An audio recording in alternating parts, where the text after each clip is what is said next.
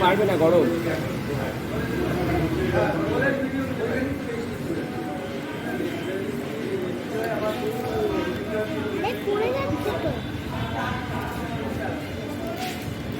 এইটা নিয়ে ওটা পড়েছে নিচে, আমি খেয়ে নেবো।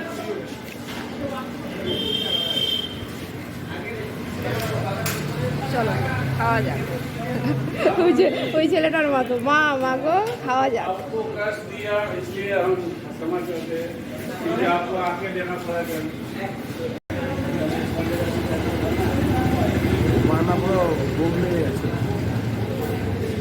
আবার যদি ওখানে চলে যাই আরো বমি বেড়ে যাবে।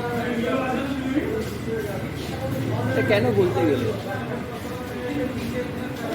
নিজেই গাড়িতে বলতে জানাবো না, ওইটুকু জানানোর দরকার, যদি চলে যাই তো ঠিক জানাবো। ঠিক যখন না আগে তো জানানো দরকার নেই, ব্রান্ডার কেন তৈরি করবো।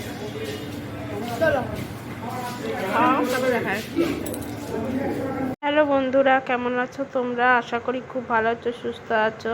তো দেখো, আজকে সন্ধ্যাবেলা থেকে মানে সকাল থেকেই মাথাটা যন্ত্রণা করছিল, ভাবিনি যে জ্বর আসবে। তো তারপরে সন্ধ্যাবেলায় দেখলাম যে জ্বর এসছে। আমি প্যারাসিটামল খেয়েছি, তোমাদের দাদাভাই জ্বরের ওষুধটা বললো খেয়ে নিতে ফোনে। তা আমি যাই হোক খেয়ে নিয়েছি, খুঁজে পাচ্ছিলাম না, তারপরে খেয়েছি।